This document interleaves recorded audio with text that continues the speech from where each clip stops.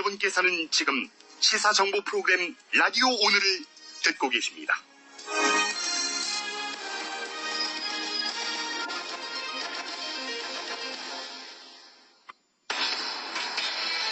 네, 6시 29분 막 지났습니다. 이슈 오늘 시작합니다.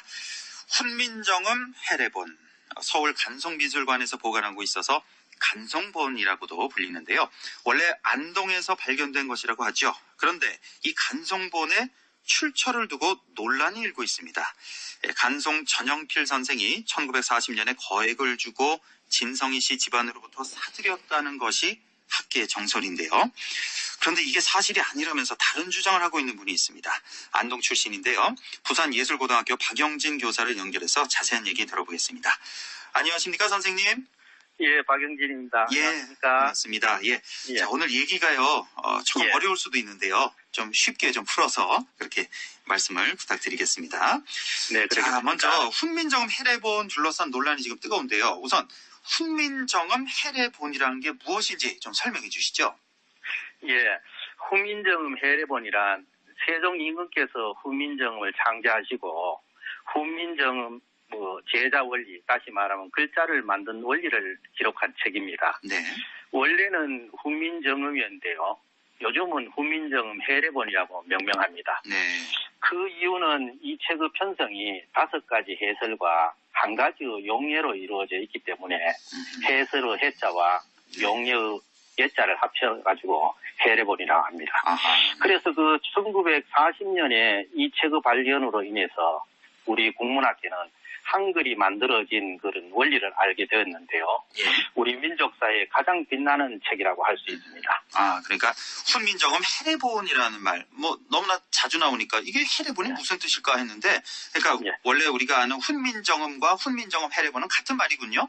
예, 같습니다. 그러니까 그 여기서 해자는 뭐 해석하다, 해설하다 할 때 그 해자고, 예, 예자는 해설이 있습니다. 예, 얘는 용예를 용예, 예를 든다 할 때 그 예자. 그래서 맞습니다. 뭐 해석해서 뭐 예를 들어놓은 훈민정음을 그런 예, 책이다. 해례본이다. 예, 이제 알겠습니다. 그러니까 훈민정음 해례본에는 간송본이 있는 거고 또 상주본이 있고 이렇게 되는 건가요?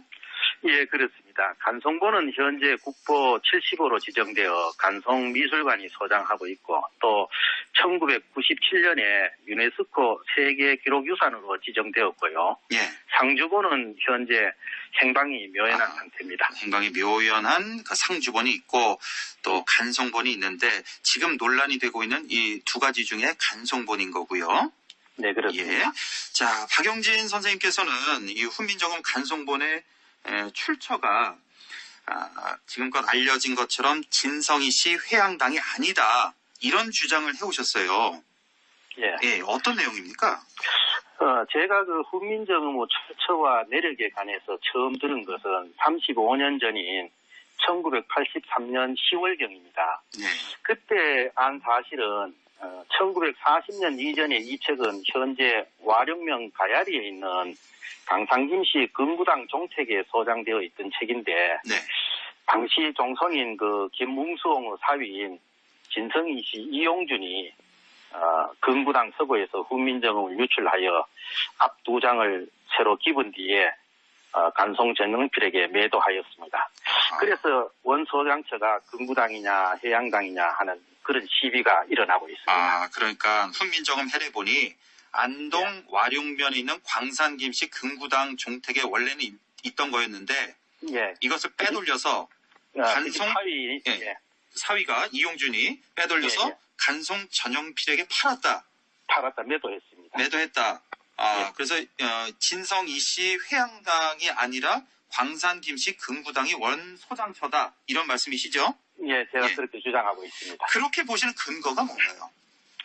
예, 이용준 집안인 진성희 씨 해양당에서는 지금까지 자신의 선조인 선산부사 이정공이 군공이 있어서 그 훈민정음을 세종 임금에게서 직접 하사받았고 또 네. 연산군 의문 탄압 때 앞 2장을 찢어서 없앤 뒤에 1940년까지 집안에 보관해왔다고 그렇게 주장합니다. 예, 이게 지금 이용준 씨의 집안에서 이렇게 주장한다는 예. 거죠? 예. 그런데 제가 이 주장을 예문헌과 비교해가지고 검토해보니까 예. 사실에 부합되지 않았습니다. 어허, 어떻게요? 예. 그리고 그 첫 번째는 훈민정음을 세종 임금에게서 직접 하사받았다고 하는데요. 네. 제가 그 태계 선생이 증조부 이정공에 대해서 쓴 증조고비 묘갈지에 따르면은 네. 그 이정이란 사람이 최윤덕 장군의 북정에 따라가가지고 군공으로 간작을 받은 사실은 기록되어 있지만은 네. 내사본을 받았다 또는 뭐 원종 공신에 책록되었다 하는 그런 사실은 기록하지 않았습니다. 그리고 진성이 씨 족보와 증조 병조 참의공 사적에는 그 이정공이라는 분이 세조 때에 원종 공신이 되었다고 기록되어 있습니다. 네. 다시 말하면 세종 임금 때가 아니니 하사받은 것도 사실에 부합되지 않아요. 더군다나 세종 임금이 군공이 있는 사람에게 서책을 하사했다. 무언가 좀 생뚱맞지 않습니까? 예. 그리고 저 두 번째는 연산군의 의문 탄압 때 앞 두 장을 찢어서 없앤 뒤에 1940년까지 집안에 보관했다고 하는데요. 예. 훈민정음 앞 두 장은 우리가 다 알다시피 세종대왕 어제 서문이 있고 또 정음의 발음풀이 몇 자 외에는 모두가 한자로 쓰여 있습니다. 아, 그래요. 예. 그런데 한글 탄압에 한자로 쓰인 책장을 썼다는 얘기인데 이것도 마찬가지로 엉뚱한 주장인 것 같습니다. 아, 이렇게 두 가지 예를 들어서 두 가지 이유로 예. 뭐 사실이 아니다 그 주장은 예, 예. 문헌과 비교 검토해봐도 사실에 부합하지 사실은 않는다. 부합되지 않았습니다. 예, 자 지난주죠 진성희 씨 대종회 측이 안동시청에서 기자회견을 가졌잖아요.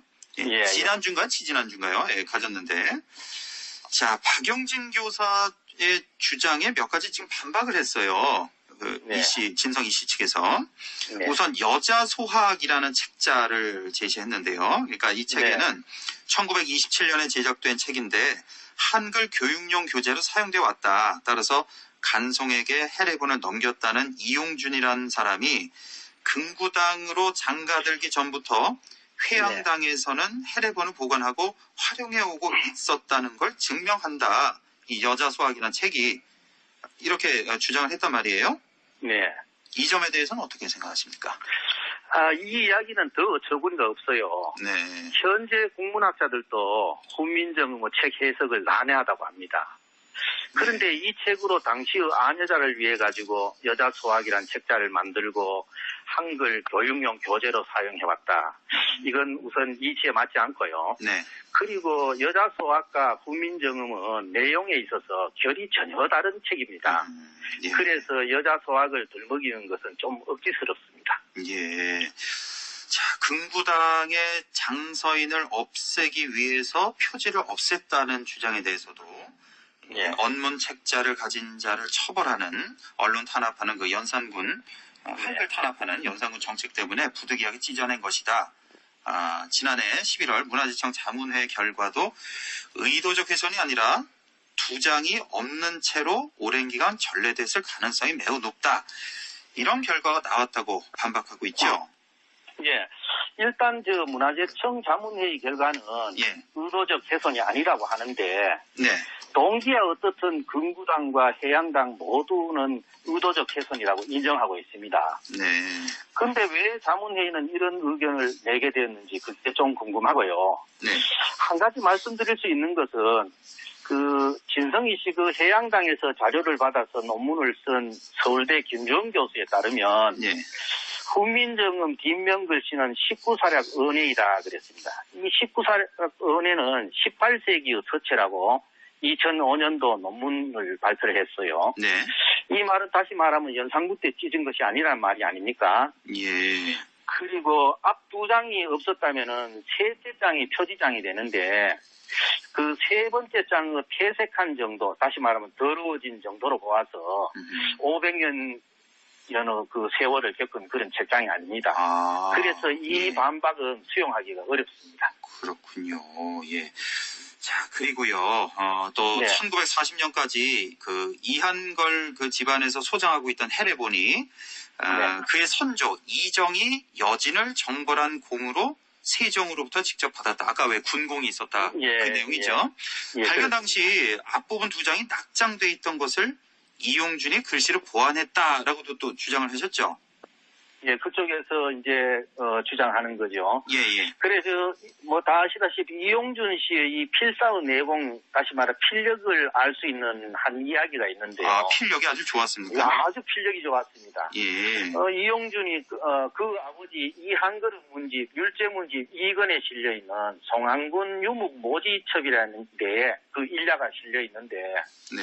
그 내용은 1933년 4월에 18살에 장가도 가지 않는 이용준이 그 선조 송항군 이자수가 쓴 600년 전에 그 유목을 그대로 모사를 한 적이 있습니다. 다시 말해 뺏겼었단 말이죠. 예. 보고 뺏겨 쓴 거예요. 어허. 또 그 선전에 그 입선을 하는 등 그 뭐 출중한 필력이 있었던 것 같습니다. 네. 그러니까 이런 필력이 훗날 후민정음 앞 두 장을 보사에 뭐 기여했다는 것은 말할 것도 없고요. 여하튼 이용준의 필력은 그 당시에 대단했던 것 같습니다. 아, 그렇군요. 자, 이제 마지막 질문을 좀 드려야 될 것 같은데, 네. 자, 이런 논란이 있지 않습니까? 훈민정음 해례본 간송본의 원소장처를 둘러싼 이런 논란. 자, 그렇다면 어떻게 정리되는 게 바람직하다고 보십니까? 이런 일이 자꾸 불거지는 것은 정신문화의 수도이자 안가의 고향인 안동의 수치가 아니겠습니까? 네. 그런데 이제는 가는 세월과 더불어 이 진실도 희미해져 갑니다. 그러나 이 문제는 원론적으로 옳은 것은 옳다 하고 그런 것은 그렇다고 해야 될 것 같습니다. 그리고 이 금구당에 이용준 씨가 처가에 보낸 편지가 12통이나 남아 있습니다. 네. 그래서 그 편지 속에도 보면은 이용준 씨가 1939년, 40년, 41년도에 편지를 쓴 것을 제가 봤는데 예. 그 편지 내용에도 보면은 자신이 그 책을 가져갔다 이렇게 시인을 하면서 아, 예. 그 시인한 내용에 대해 가지고 범행자부대제라, 범한 행동이 스스로 생각할 때에 큰 죄가 된다.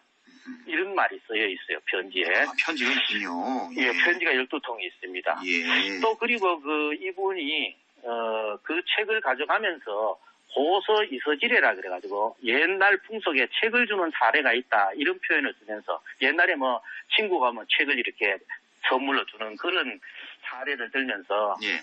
막 이 책도 자신에게 그냥 준 것이냐 이렇게 하라는 그런 말이 들어 있습니다. 예. 그래서 이런 내용이 들어있는 편지가 있기 때문에 훈민정음의 원소장처는 진성희 씨 해양당이 아니라고 저는 주장하죠. 그래서 저는 이 문제를 해결하는 방법으로는 네.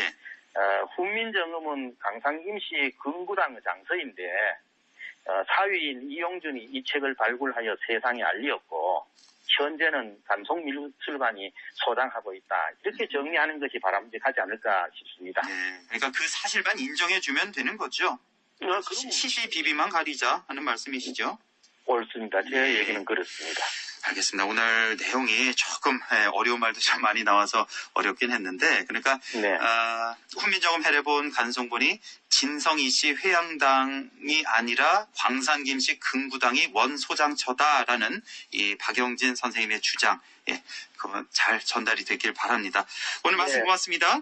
네, 감사합니다. 네, 지금까지 부산예술고등학교 박영진 교사였습니다.